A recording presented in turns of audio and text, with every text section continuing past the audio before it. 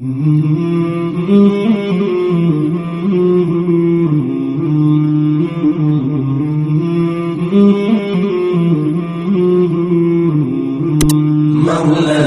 صل وسلم دائما أبدا على حبيبك خير الخلق كلهم.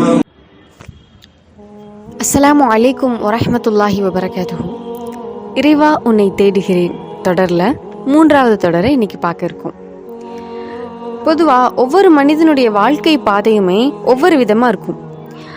ஒருத்தருக்குமே வேறு வேறு மாதிரியான குடும்ப அமைப்பு, வேலை, உருவ அமைப்பு, மதம், ஃப்ரெண்ட்ஸு, இந்த மாதிரி அவங்களுடைய சூழலே எந்த ஒரு மனிதனுக்கும், ஒரு 2 மனிதனுக்கு கூட ஒரே மாதிரி இருக்காது. எல்லாமே வேறு வேறு மாதிரி தான் இருக்கும். அதை பொறுத்து தான் அவங்களுடைய மனநிலையும் இருக்கும். இப்போ ஒரு மனிதனுக்கு இன்பம், துன்பம், சந்தோஷம், கவலைன்னு நிறைய மனநிலை மாறி மாறி வந்துட்டே இருக்கும். ஸோ இப்படிப்பட்ட சூழலில் எல்லா மனிதனுமே தடம் மாறி போகிறதுக்கான வாய்ப்புகள் அதிகமாகவே இருக்குது. ஏன்னா ஒரு மனிதனுக்குள்ள ஒரே நேரத்தில் நல்ல விஷயங்களும் தோணும், கெட்ட விஷயங்களும் தோணும். ஒரு மனிதன் எதை செயல்படுத்துகிறானோ அதுவாக தான் அந்த மனிதன் வெளிப்படுவான். அப்போ மனசு 2 விதமாகவும் தோணதான் செய்யும். அப்படி இருக்க பட்சத்தில் எல்லா மனிதனுக்குமே கைடன்ஸ், ஒரு வழிகாட்டி தேவைப்படுவாங்க. எனக்கு கைடன்ஸே தேவையில்லை, எனக்கு வழிகாட்டுறதுக்கு யாருமே வேணாம் அப்படின்னு சொல்லக்கூடிய நபர்கள் இந்த உலகத்தில் யாருமே இல்லை. அதுவும் இன்றைக்கி நம்ம வாழக்கூடிய இந்த நவீன உலகத்தில் நமக்கு முன்னாடி பல பாதைகள், இப்போ நம்ம ஒரு விஷயத்தை செய்ய போகிறோன்னா பல வழி நம்ம கண்ணு முன்னாடி திறந்து நிற்கிது. அதில் எந்த வழியை சூஸ் பண்ணுறது, எது சரியான பாதை, எது நேரான வழின்னு நம்மளால் ரொம்ப இலகுவாக கண்டுபிடிக்கவே முடியலை. இந்த நேரத்தில், இந்த நேரம்னு இல்லாமல் மீது எல்லா தருணங்களையும் நம்ம நினைக்க வேண்டிய ஒரு விஷயம், இந்த இடத்துல இறைவனை தேடணும் அப்படின்றது யாருக்காவது தோணியிருக்குமா? தனக்கு ஒரு சரியான பாதை, வாழ்க்கை பாதை தெரியலை அப்படிங்கிற பட்சத்தில் அல்லாஹ் அர் ரஷீதாக இருக்கிறான், நேர்வழி காட்டுபவனாக இருக்கான் அப்படின்ற விஷயம் நம்மள எத்தனை பேருக்கு நினைவில் வருது? வெறுமனை படைக்கிறது, பாதுகாக்கிறது, மரணிக்க செய்கிறது, திரும்ப உயிர் கொடுத்து கேள்வி கணக்கு கேட்கறது மட்டும்தான் அல்லாஹோட வேலைன்னு நம்ம எல்லாருமே நினச்சிட்டு இருக்கோம். இப்போ இந்த படைக்கிறதுக்கும் மரணிக்க செய்கிறதுக்கும் நடுவில் பாதுகாக்கிறான் அப்படின்னு நம்புகிறோம்ல. எப்படி பாதுகாப்பான்? நேரான வழி காட்டி அல்லாஹ் எல்லா மனிதர்களையும் பாதுகாக்க தான் செய்கிறான். பல மனிதர்கள் ஷைத்தானோட ஊசலாட்டத்தாலையும் விதியோட ஏற்பாட்டாலையும் தடம் மாறி போயிடுறாங்க. அப்போ நம்ம புரிஞ்சிக்க வேண்டிய ரொம்ப முக்கியமான விஷயம், அல்லாஹ் நேர்வழி காட்டுவான். எல்லாருக்குமே அல்லாஹ் நேர்வழி காட்ட தான் செய்வான். நம்மளுடைய வாழ்க்கையிலையும் பல தருணங்கள் அல்லாஹ் ரப்புல் ஆலமீன் நேர்வழி காட்டக்கூடிய ஒரு கைடன்ஸாக இருந்திருக்கான். அதை நாம் எல்லா தருணங்களையும் எந்த வகையில் உணர்ந்திருக்கோம்? நிறைய நேரங்களில் அதை உணர்ந்து அல்லாஹ் காட்டின பாதையில் போய் மனசும் நிம்மதி அடைஞ்சு வெற்றியும் பெற்றிருப்போம். பல தருணங்களில் இதுதான் அல்லாஹ் காட்டக்கூடிய பாதைன்னு தெரிஞ்சும் தவறான பாதையில் போய் பின்னாடி வருத்தப்பட்டிருப்போம். இந்த உலகத்துக்கே முன்மாதிரி முஹம்மது நபி ஸல்லல்லாஹு அலைஹி வஸல்லம் இஸ்லாமியர்கள் எல்லாருமே நம்புகிறோம். அப்படிப்பட்ட ரசூல்லாவுக்குமே வழி தெரியாமல் இருந்த நேரத்தில் நான் வழிகாட்டினேன் அப்படின்னு அல்லாஹ் ரப்புல் ஆலமீன் சொல்லி காட்டுறேன். எங்கன்னா குரானில் சூரத்துல் லுஹா 93வது அத்தியாயம்ல 7வது வசனம்ல அல்லாஹ் சொல்கிறான், வவஜதக ضالًا ஃபஹதா, உம்மை வழி அறியாதவராக கண்டு வழி காட்டினான். அப்போது எவ்வளவு மார்க்கத்தை தெரிஞ்சு மார்க்கத்தை நடைமுறைப்படுத்தணும்னு நினைக்கிற நபர்களாக இருக்கட்டும், நல்ல அனுபவம் மிக்க மனிதர்களாக இருக்கட்டும், தூதர்களாகவே இருந்தாலும் எல்லாருக்கும் வழி அறியாமல் விழிப்பிதுங்கி நிற்கக்கூடிய சூழல் எல்லாருக்குமே வாழ்க்கையில் பல தருணங்களில் வரும். அந்த இடத்துல அல்லாஹ் ரப்புல் ஆலமீன் நினச்சி பார்த்தோன்னா அல்லாஹ் வழி காட்டுவான். அந்த வழியில் போனோன்னா இரு உலகத்துலேயும் வெற்றி பெற முடியும் அப்படிங்கிறது தான் இன்றைக்கி நம்ம பார்க்குற விஷயம். சரி, எல்லாருக்குமே அல்லாஹ் ரப்புல் ஆலமீன் வழி காட்டுறான். ஆனால் ஷைத்தானும் கூடவே சேர்ந்து நிறைய வழியை காட்ட தானே செய்கிறான்.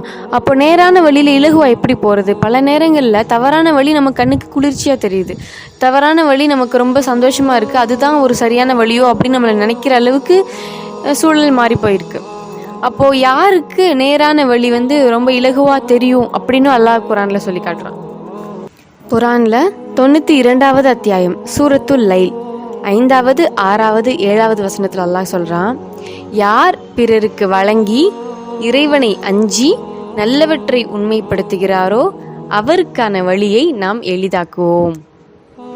மாஷா அல்லா, அல்லாஹ் ஒரு மனிதனுக்கு அவருடைய வழியை எளிதாக காட்டுவானா, எளிதாக்கி கொடுப்பானா அவருடைய வாழ்க்கை பாதையை.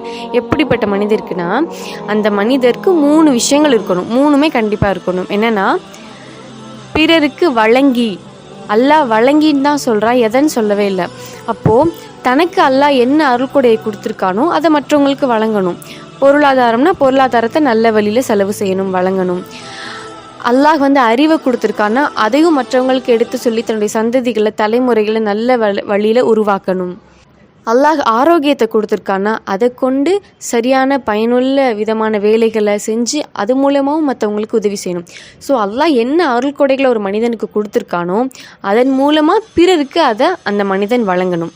அதுக்கடுத்த விஷயம், இறைவனை அஞ்சி எல்லா நேரங்கள்லையும் எல்லா தருணங்கள்லையும் அல்லாஹ்வே அஞ்சி, அல்லாஹ் பார்த்துட்ருக்கான், அல்லாஹ் தான் படைச்சான், திரும்ப அல்லாஹ் கிட்ட தான் போக போகிறோம், அல்லாஹுடைய கண்காணிப்பில் தான் இருக்கிறோம் அப்படின்னு அல்லாஹ்வை அஞ்சி.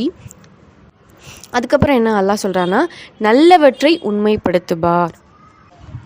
இந்த விஷயத்தை நம்ம பல வழியில் புரிஞ்சுக்கலாம். இப்போ நம்ம எப்படி புரிஞ்சுக்கணும் அப்படின்னா, இந்த உலகத்தில் நிறைய விஷயங்கள், கெட்ட விஷயம்தான் பரவிக்கிட்டே இருக்குது.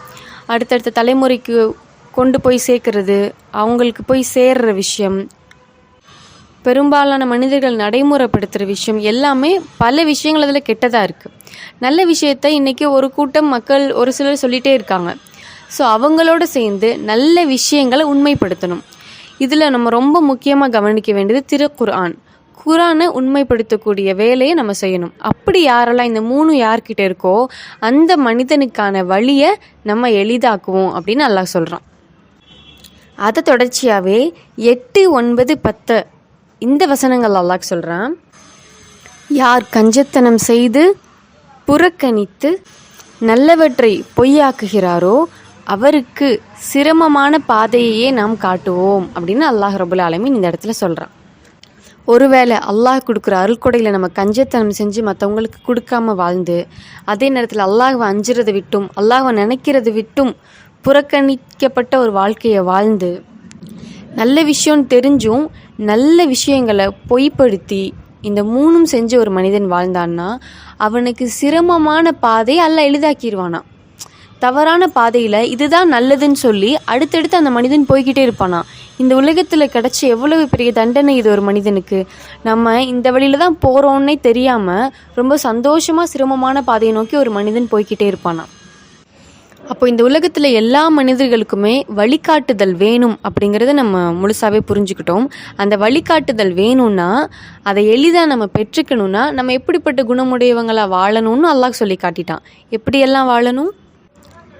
நமக்கு வழங்கப்பட்ட அருள்கொடைகளை பிறருக்கு கொடுக்கணும், இறைவனை அஞ்சணும், நல்லவற்றை உண்மைப்படுத்தணும். இந்த 3மே ஒரு மனிதன்கிட்ட இருந்தால் அந்த மனிதனுடைய வாழ்க்கை பாதையை அடுத்தடுத்த கட்டங்களில் அல்லாஹ் எளிதாக நல்ல வழியில் கூட்டிகிட்டு போயிடுவான்.